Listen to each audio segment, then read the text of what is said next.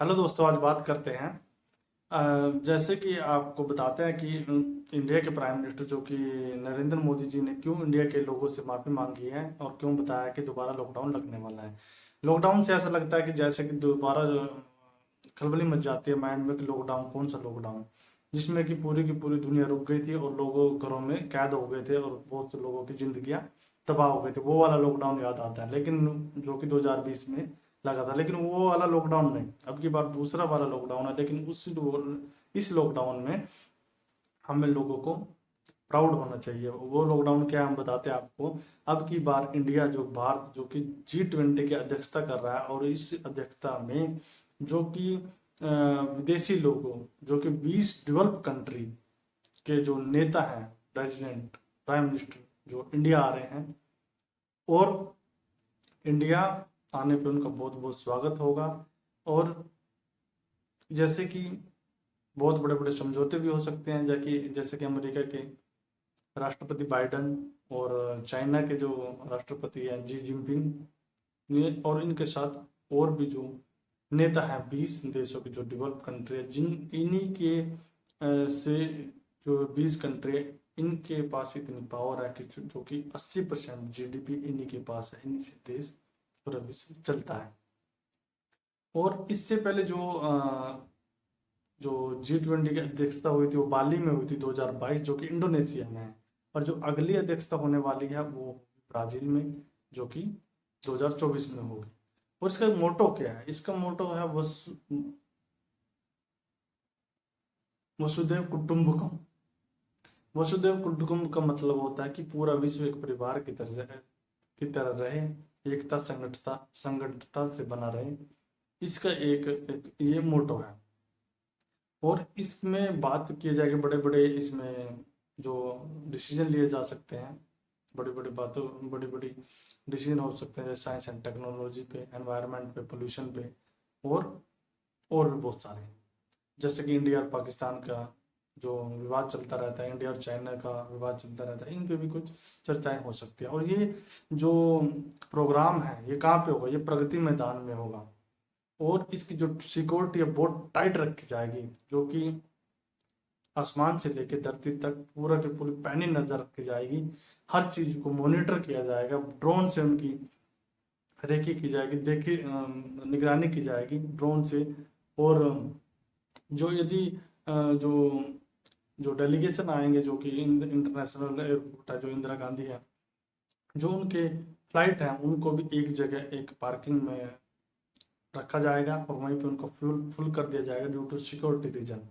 और वहाँ से, और जो उनके होटल्स हैं, जो कि जो बाइडन और उनके लिए होटल भी बुक कर दिए गए हैं, और जो उनके होटलों की भी निगरानी अपनी वायुसेना करेगी प्रॉपर।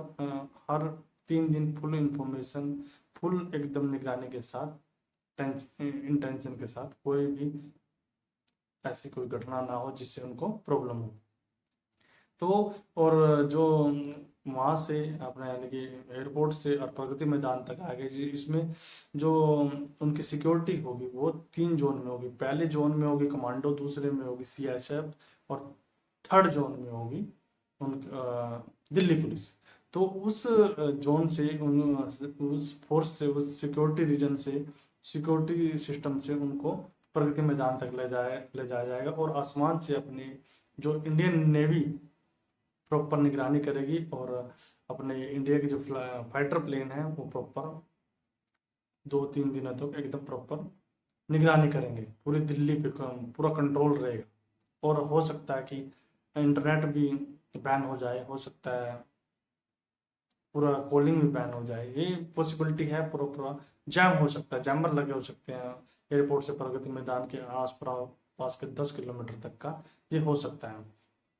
और बात करते हैं कि क्या क्या बंद रहेगा और कब बंद होगा।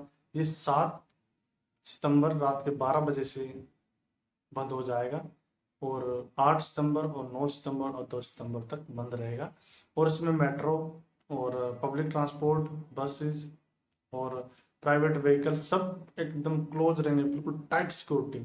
तो आप लोगों से भी उम्मीद है, और जो कुछ फ्लाइटें भी हैं, कम से कम 200 फ्लाइटें डाइवर्ट कर दी गई हैं, वो 3 दिनों तक इंटरनेशनल एयरपोर्ट पर नहीं आएंगी, ना उतरेंगी ना जाएंगी, कुछ नहीं होगा।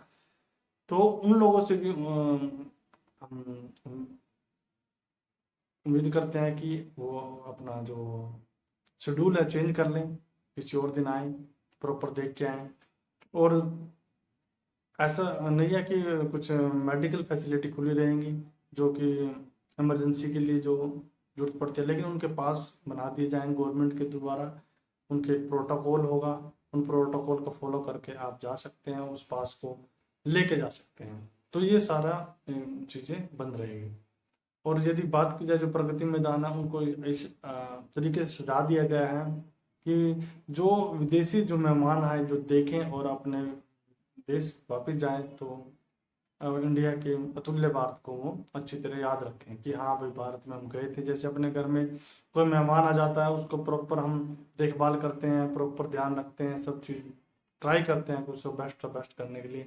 इसलिए ये भी जो डेलीगेशन है, जो 20 कंट्री के लोग हैं, और भी कुछ देशों के लोग आएंगे जो कि बड़े बड़े लीडर हैं, तो उनको भी हमें मेहमान की तरह तवज्जो देनी है। हम हमारा भी कुछ योगदान बनता है कि हम भी पब्लिक भी जो हमें सहयोग देना चाहिए अपने सिक्योरिटी का, जो कि अपनी CISF पुलिस, उनका सहयोग देना चाहिए कि ये जो इतना बड़ा इवेंट है, प्रोग्राम है, सक्सेसफुल हो। और दूसरी तरफ इसी के बीच में जो बड़े बड़े जो वार्तालाप चलेगी, इसी में हो सकता है कि चाइना ने एक एक घटिया हरकत कर दिया। उसने क्या किया है कि उन्होंने एक अपना स्टैंडर्ड मैप डिजाइन किया। उस मैप में उन्होंने बोला कि जो एक्साइज कश्मीर है, और जो अपना उस पर उसने कंट्रोल कर लिया था 1962 में, जब इंडिया पाकिस्तान का युद्ध हुआ था, उसमें इंडिया हार गया था। और जो अपना जो ये रीजन है, क्या बोलते हैं, जो ये रीजन है अरुणाचल प्रदेश का, इस पे भी उसने पूरे के पूरे अरुणाचल प्रदेश को अपने मैप में दिखाया, स्टैंडर्ड मैप में दिखाया। ये उसने दोबारा हरकत ऐसी की है जो, लेकिन इंडिया के जो फॉरेन मिनिस्टर, उन्होंने उसको डिनाई किया, ये ऐसा कुछ नहीं, उनको दिखाने दो। लेकिन फिर भी उन्होंने दिखाया है। तो इसके बारे में भी चर्चा हो सकती है, जो कि अभी G20 की अध्यक्षता हो रही है, उसमें जो बड़े बड़े मिनिस्टर हैं, उसमें इन चीज़ों पे सब पे बातें हो सकती हैं। और दूसरी तरफ जो कि रशिया के जो प्रेसिडेंट जो पुतिन है, उनसे फ़ोन पे बात हुई नरेंद्र मोदी जी से कि वो अभी नहीं आ रहे हैं, लेकिन उनकी जगह उनके रिप्रेजेंटेटिव आ रहे हैं, और वो प्रॉपर G20 की अध्यक्षता में शामिल होंगे, प्रॉपर टाइम देंगे, और प्रॉपर उन पर डिस्कशन भी करेंगे। G20 में जो भी अध्यक्षता में जो जो भी बातें होंगी, जो भी उनके डिस्कशन होगा। तो ये था एक लेटेस्ट अपडेट, जो कि जिसमें नरेंद्र मोदी जी हमारे प्रधानमंत्री ने माफ़ी मांगी थी। हम उम्मीद करते हैं आप लोगों को भी सहयोग देना चाहिए कि इस इतने बड़े इवेंट को, इतने बड़े प्रोग्राम को, जो कि बाइडन पहली बार आ रहे हैं इंडिया, कि इसको